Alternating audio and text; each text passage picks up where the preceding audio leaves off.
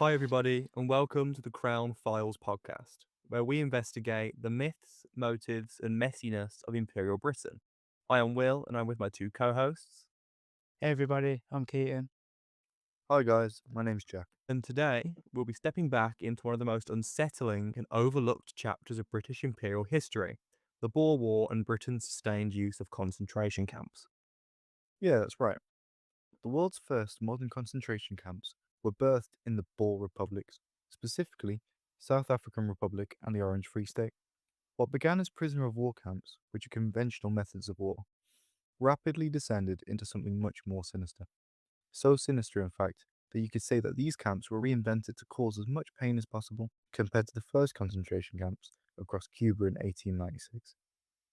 While these concentration camps were not designed as extermination camps, their willing ignorance meant the reality inside these was devastating. Tens of thousands of Boer civilians, whom of most were women and children, died through starvation, disease, and overcrowding. So why were these camps allowed to continue? Well, that is the question we'll tackle across this podcast. Furthermore, we will dive into the differences between British concentration camps and Boer prisoner of war camps.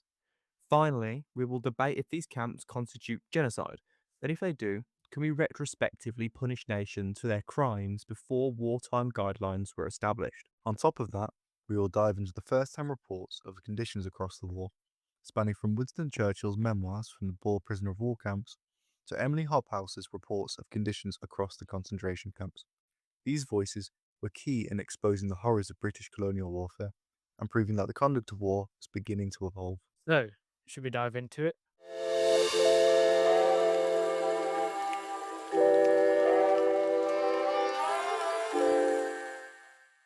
First of all, we need to lay the foundations of context surrounding the conflict and reasoning behind Britain's severity. Yes, we do.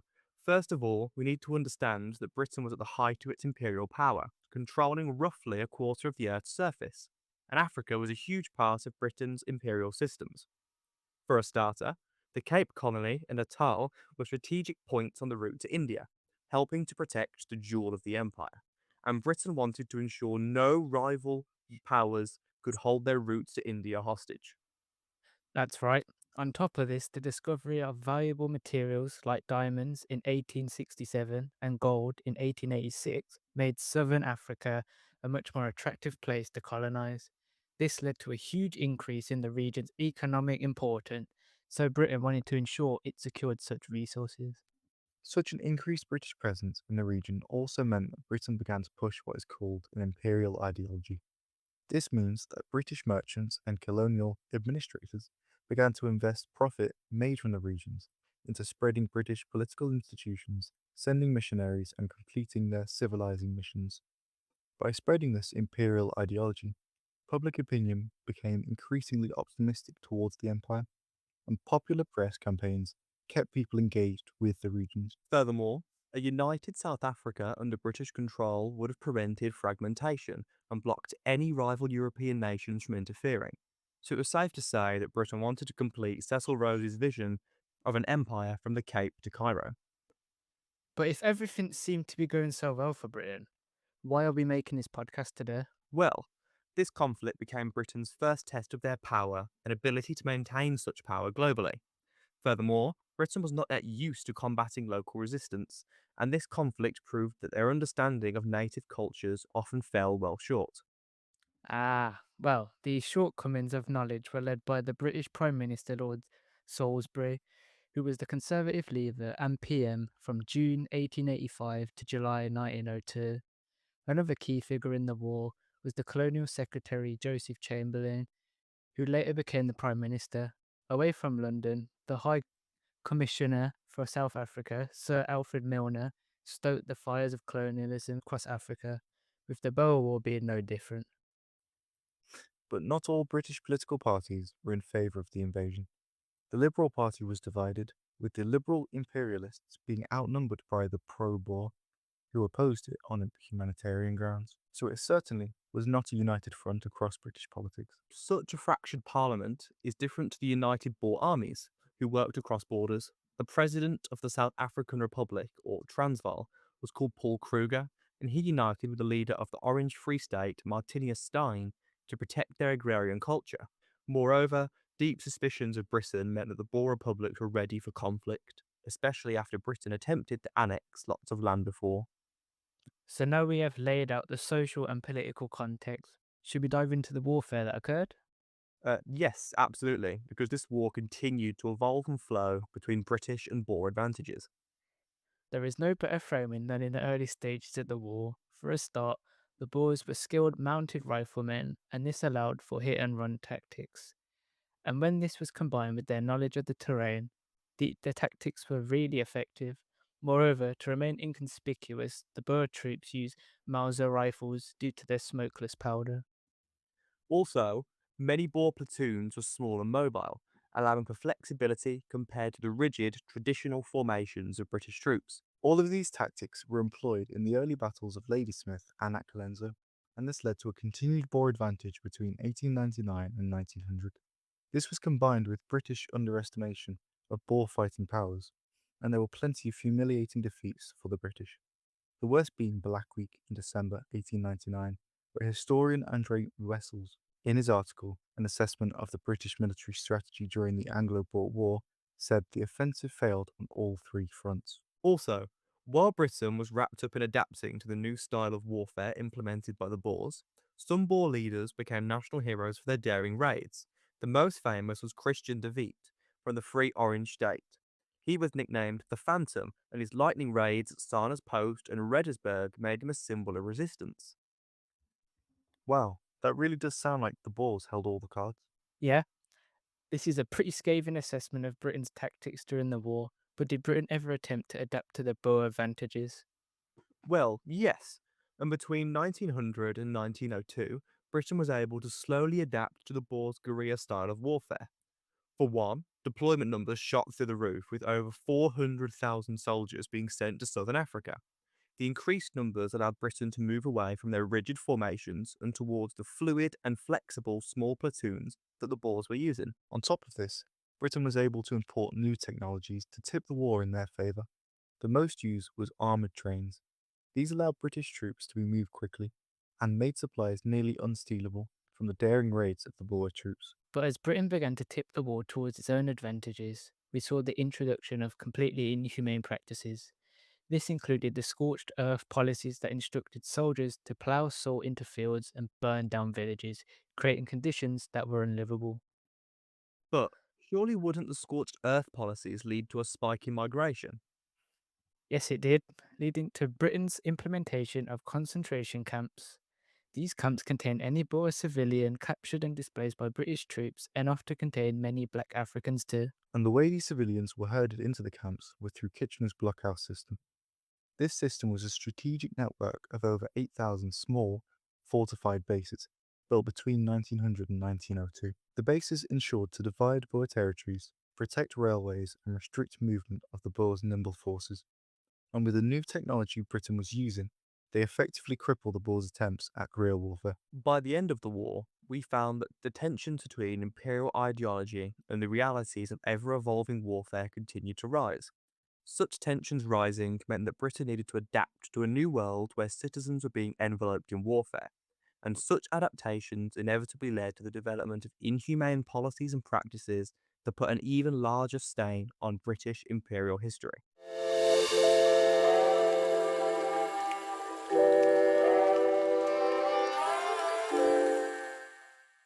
Now we have laid out the context, we can dive into the concentration camps used during the war, and I think a key figure we should look into is Emily Hobhouse. Definitely. Emily Hobhouse was the Cornish representative of the South African Conciliation Committee, a group that aimed to reconcile with natives and work alongside them. During December of 1900, she sailed to southern Africa to investigate the conditions of the newly established concentration camps, in which she found overcrowding, malnutrition, and extremely high child mortality. Her report caused a storm across Britain and the colonies, with the public often questioning how their government could do such a thing. This public reaction did in fact lead to the conditions getting much better for Boer peoples. After this, she was nicknamed the Angel of Love in Boer communities for her advocacy. Her work was not only met with acceptance though, some newspapers branded her unpatriotic and hysterical, while some people try to argue that her womanly ways made her too sympathetic to the Boer cause. Either way, when she tried to enter southern Africa on a second attempt in 1901, she was deported by British authorities who said she was a political threat. So, it is safe to say that she was a divisive figure in British politics. Absolutely. But among the public, she was uplifted for her courage to expose the horrendous conditions that Boer peoples were forced to live in. She also openly questioned the necessity of missionaries, especially if their civilizing missions were becoming the opposite of what they were intended. So, by challenging the narratives that were promoted by figures like Salisbury, Chamberlain, and Milner, she was able to expose the inhumane cost of imperial expansion. Moreover, her work was able to force the British government into confronting the contradiction between imperial rhetoric and the imperial practices that were seen across the empire. Exactly that. Hobhouse herself also becomes evidence that British imperial projects were not strategic but economic, and by intertwining economic policy with imperial aims, the British were neglecting the human cost. On top of this, by exposing the cost of imperial aims, she deeply embarrassed the Conservative Party and intensified the divides in the Liberal Party. Now we've laid out the history and the context of Emily Hobhouse, should we dive into her reports? Yes, the report that we'll be diving into is Chapter 2, January to June Visit to the Camps, of her book, The Brunt of the War and Where It Fell. These memoirs of her travels to southern Africa spell out the horrendous treatment of Boer peoples and the systematic oppression created by British camps. Hobhouse also provides more than just a description of suffering. What she gives us is evidence of a system operating under specific conditions and priorities. And that distinction is crucial if we want to understand not only what happened inside these camps, but why those outcomes were produced on such a large scale. Yeah, and I think that is the key shift we need to make here. It's very easy to describe conditions as bad or harsh, but the kind of language doesn't really explain anything. What Hobhouse allows us to do is to go further and actually break down how those conditions were created and how they interacted with each other and whether they realistically could have been avoided. Yeah. Exactly. And when we look closely at her book, The Brunt of the War and Where It Fell, we can see that her observations consistently point to three major structural issues: overcrowding, inadequate nutrition, and the rapid spread of disease. And what is important here is that these are not separate issues. They reinforce each other and together create a much more dangerous environment. And importantly, these are not isolated or occasional issues, they are systematic. Hobhouse describes how the tents are pitched on bare ground and overcrowding is extreme, which immediately tells us that these were not temporary failings, but built into how the camps were organised from the start. Because overcrowding does not just make life uncomfortable, it fundamentally changes how disease behaves within a population, especially in environments where sanitation and medical care are already limited. And that is exactly what we see when we follow her account further. Hobhouse repeatedly links overcrowding to outbreaks of disease, particularly measles. She notes that measles is very prevalent and that children die in great numbers, which shows that disease was not only widespread but was disproportionately deadly. I think what makes that especially significant is that measles, in most cases, is not inherently fatal. It becomes deadly in conditions where people are already weakened, so that suggests that the surrounding environment is playing a major role in these deaths, not just the disease itself. Exactly, and that is where her comments on food become so important. Hobhouse writes that the rations are insufficient for proper nourishment, particularly for women and children. So the population in these camps was already physically weakened before disease even took hold. So what we are seeing here is not a single failure, but a chain of conditions. Overcrowding, poor diet, and a lack of medical care combine to produce extremely high mortality rates. And that combination becomes especially visible when we look at children. Hobhouse makes it very clear that the child population is dwindling away, which is not just an emotional observation, but a statistical reality that she's witnessing across multiple camps. Yeah, and that is what makes her account so valuable. She's not just describing one isolated tragedy, she's identifying a pattern that repeats across different locations, which suggests something much more systematic in how the camps are being run. So at this point, we can move from simply describing suffering to analysing causation. What Hobhouse is showing us is not just that people suffered, but the structure of the camps actively produced the conditions for mass death. And once we reach that point, the question naturally becomes more difficult. Were these outcomes avoidable, or were they inevitable consequences of the war? Yeah, because if they were avoidable, then responsibility becomes a much bigger issue. It is no longer just about what happened, but about what could have been done differently. This is where it becomes really useful to bring in another primary perspective, that of Winston Churchill, because his experience gives us a point of comparison. Before becoming Prime Minister, Churchill was a war correspondent during this conflict, and he was captured by the Boer forces. He later wrote about this in London to Ladysmith via Pretoria, which provides a first hand account of Boer prisoners of war and the conditions that they faced. And what is really interesting about Churchill's account is that it presents a noticeably different experience of captivity. He describes being held securely, but not subjected to the same level of systematic suffering that Hobhouse identifies in these British camps. Exactly. Churchill writes that we were very well treated by the Boers and that prisoners were given food sufficient and of fair quality. That does not mean conditions were comfortable, but it does suggest that basic needs were being met in consistent ways. And he reinforces that further when he explains that captivity was not accompanied by unnecessary harshness, which implies that while the Boers were maintaining control, they did not create an environment that actively endangered anyone's lives. So when we place Churchill's account alongside Hobhouse's, we start to see a clear contrast in how these systems function. But at the same time, we do need to be careful in how we use these sources.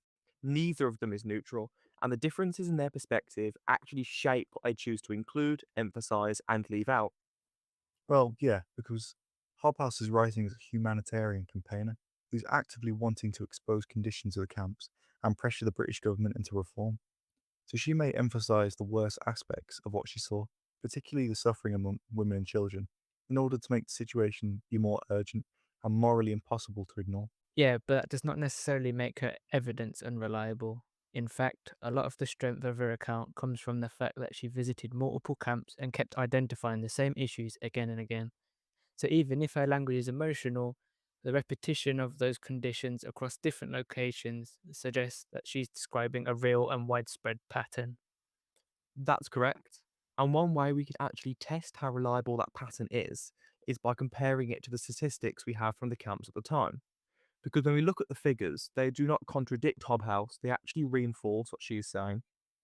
Well, yeah, I found that by the end of the war, between 26,000 and 28,000 Boer civilians had died in the camps. And what's especially striking is that roughly 22,000 of those were children. So it's not just high mortality, it's a very high, specifically concentrated among the most vulnerable, which matches her focus almost exactly. Yeah, and I think if we look at the death rates themselves, they're even more revealing.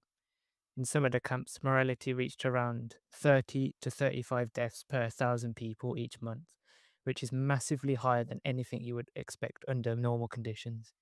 This is not just bad, it suggests a system that is failing at a really fundamental level.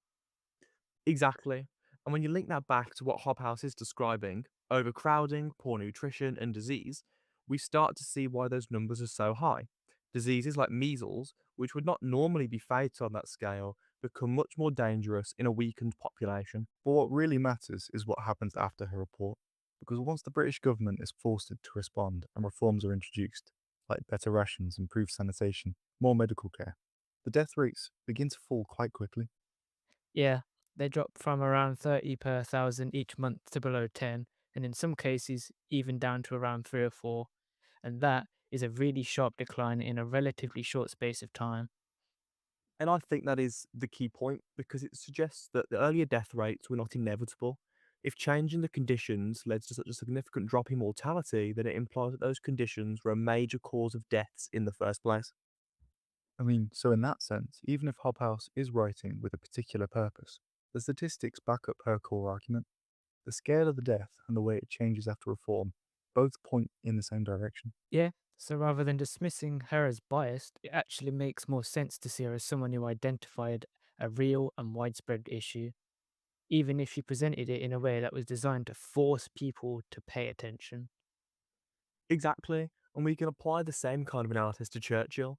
As a British officer and war correspondent, he has reasons to present his captivity in a particular way. He may downplay hardship to emphasise his own resilience, or to frame the Boers as honourable opponents, which was an important part of how the war was often remembered. And there's also an issue of representativeness.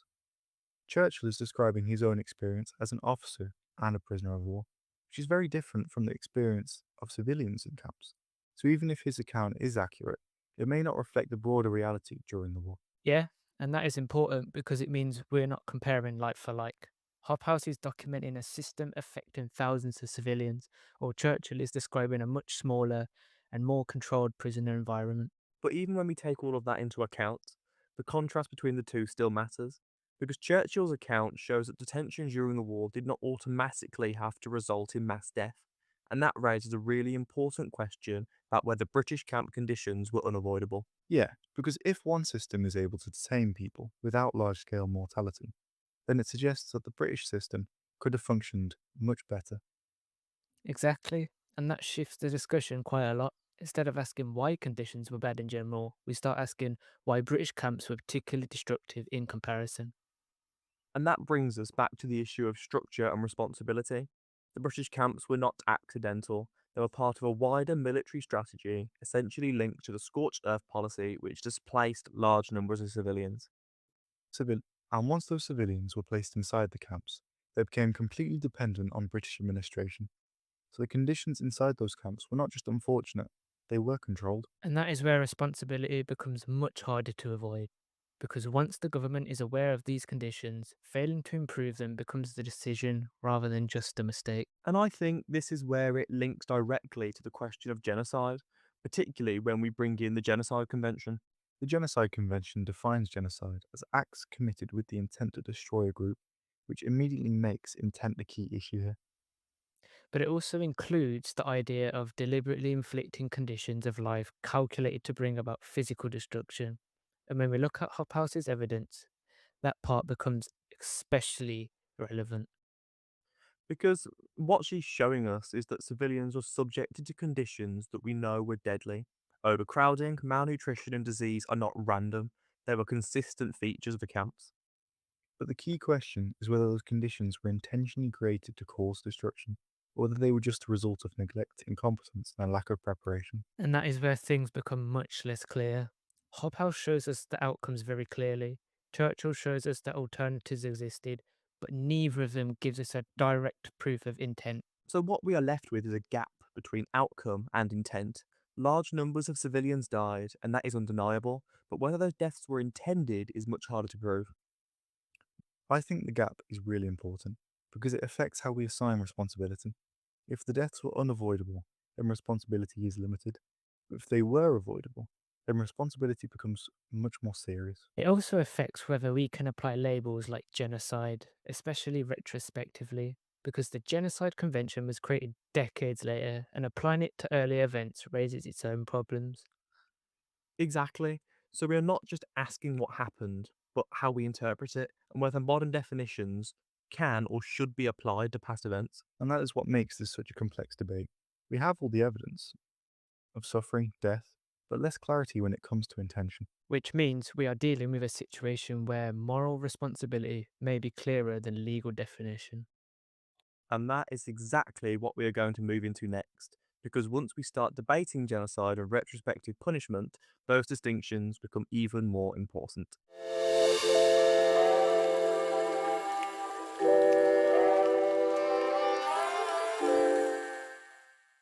Now, is it fair or even right to label the Boer War camps as a genocide? Well, to answer this question, we will be diving into the previously mentioned Genocide Convention to see if the Boer War was truly a genocide. Genocide is defined as being acts committed with intent to destroy, in whole or in part, a nation, ethical, racial, or religious group. So, what do we think? Well, looking at the UN's article, I can definitely say that the British committed at least 4 of these points, which are shown to be in the outline of genocide. But I don't fully agree there. Many of these points are based on a key word, intent, and as we have seen, the British did not intend for many of the poor deaths in these camps. These are interesting points made here, and I'm definitely on the fence about who's right and who's wrong. How about we go through each point and decide whether it can be applied to the Boer War and its camps? Yeah, fine by me. Now, the first point mentioned is killing members of the group. Can this be applied? Oh, by far. As we've seen, the British did have a part in killing Boers through their poor management of the camps, which had a lack of food and spread of disease. Therefore, I would agree that this applies if members of the group were killed indirectly. Yeah, I'm going to have to agree with Will on this one. Although it was not done with intent, the British still had a part to play in the killings of the Boers through mismanagement of the camps. an overall lack of awareness to the conditions in the camps. I'd have to agree with both of you here. The Boers were definitely a group of people killed by the British and their poor management. Now, the next point is causing serious bodily or mental harm to members of the group. Again, I'm going to have to say that this point applies to the Boer situation. These camps did more than just mistreat the people. They killed thousands of men, women, and children and increased the spread and severity of disease, such as measles, due to how poor the conditions truly were. Again, I must agree with Will here. The Boers were seriously affected by the disease that was spread in these camps due to the environment of the camps being so poor. And as mentioned earlier, disease such as measles was not as deadly as it became in the camps. Although I agree the British did not intend to kill the Boers, I also believe that there was not a strong intent to keep them alive either.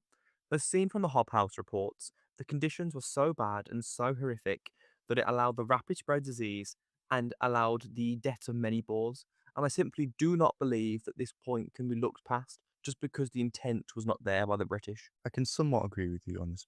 However, I do believe that the point of it being deliberate is important. As we've seen, the British had no intent of killing thousands of Boers in these camps, and I believe that this therefore means the point cannot be applied to the Boer War. Again, I'm on the fence here. I do agree with Jack's point of not applying this to the Boer War camps due to it not being a deliberate act of killing by the British. However, I do acknowledge Will's point of the British ignorance and of the concentration camps. Exactly. British ignorance is the best way to put it. The camps were not designed for pleasant hospitality or even to hold a mass of people. It seems the camps are more of an afterthought by the British, and I find it very hard to believe that they saw no issues with the camps when setting them up. I do see your point a lot clearer now. However, I still stand by the fact that the British did not intend to kill the Boers. Therefore, this point cannot be completely applied to the Boer War and the camps. Now, the next points are as follows: imposing measures intended to prevent births within the group and forcibly transferring children of the group to another group. Personally, I don't think these points apply to the situation being discussed at hand, but I am interested in hearing what you two have to say. Well, I think that the British during the Boer War did many things I would consider cruel. However, removing the children from their parents and preventing births was not one of them. As we have seen from earlier death rates mentioned, children had the biggest death rate, and it was due to them being placed in the same camps as everybody else.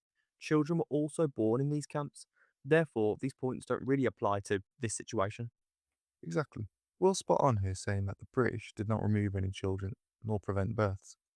Now, it could be argued that this was a negative thing due to the sheer amount of deaths of children.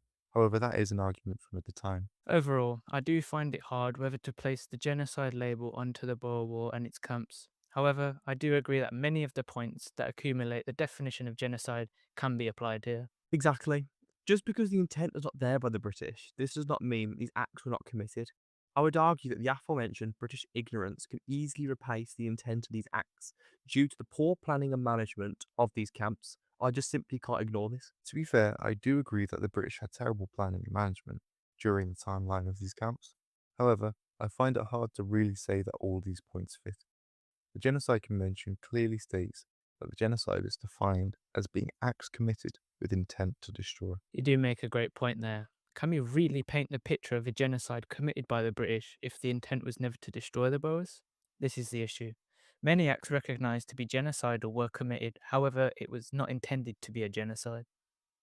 Even with it clearly stating intent to destroy, I still believe it should be considered genocide. Simply put, the acts committed are just too apparent to be ignored just because the intent wasn't there. I can acknowledge that horrible acts were committed here, and that it definitely carries a genocidal shadow. However, looking at what the Genocide Convention actually says, I simply cannot call it a definitive genocide. This is an interesting topic, and I would recommend the viewer to make their own opinions on the matter. It is truly a discussion worth having. Now, I have another question to ask you both. Do you think that the term genocide should be used for an event that predates the Genocide Convention? Well, with the convention being recognised in 1946 and later being reworked in 1951, and the Boer War, of course, took place between 1899 and 1902, I find it very difficult to say that we can apply this convention to the event. I do agree that if the convention had been made before the war, that the Boer War would definitely have been considered a genocide. I also agree that the label of genocide should not be placed on the past. History is a lesson for those of tomorrow, and I don't think you can look back and apply certain histories to one another. You're absolutely right. Applying histories to one another is pointless since history is about learning from the past and evolving using the failures of past histories. Exactly. You can condemn the past, of course. This is how we learn, and this is exactly what we should do. Condemn those who have committed atrocities and learn from their failures to make sure they're not replicated. Precisely. I think applying the past to modern ideas is pointless, due to the fact that the past is unable to be changed. The best thing to do for situations such as the Boer War and its camps is to learn more about the subject and acknowledge the events. I could not have said it any better. I think we can all somewhat agree that the Boer War has a genocidal shadow. We can indeed. The British and their lack of planning of the initial camps can be seen as a partial genocide, as the intent of the British is overall unclear. Although I don't believe we can call it a genocide, many lives were lost, and this was down to poor management of the British. So, in a way, I can understand why others could think that it's closer to being genocide than it isn't. This was a very interesting discussion about the Boer War and whether it should be a genocide. It was indeed. We've spoken about the historical reports that came from the Boer War and the Boer camps, and we have also discussed the genocidal label that surrounds the issue. Indeed, we have. And the most interesting thing is that we've only scratched the surface. If you'd like to look further into the topic of the Boer War, I'd recommend a journal from Jenny de Root called Social Suffering and the Politics of Pain: Observations on the Concentration Camps in the Anglo-Boer War, 1899 to 1902. If you are more interested in the diseases of the Boer War and how and what was spread, I would recommend Bruce Fetter's and Stoll Kessler's journal, Scars from a Childhood Disease, Measles in the Concentration Camps During the Boer War. And finally, if you're more interested in the British reactions towards Emily Hobhouse and her reports, look towards Maroof Hussein Jr.'s journal, The Hysterical Emily Hobhouse and Boer War Concentration Camp Controversies.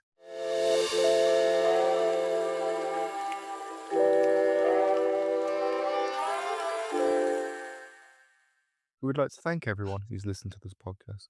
We hope you've gained some knowledge or even an interest into the Boer War and its camps. Exactly. We hope this podcast was informational and we recommend making your own decisions surrounding whether the Boer War should be considered a genocide. Exactly. The point of this podcast was to highlight the failures of the Boer War and to learn from those experiences. That's exactly right. And again, thank you for watching. This has been the Crown Files podcast. See you next time. See ya. Bye.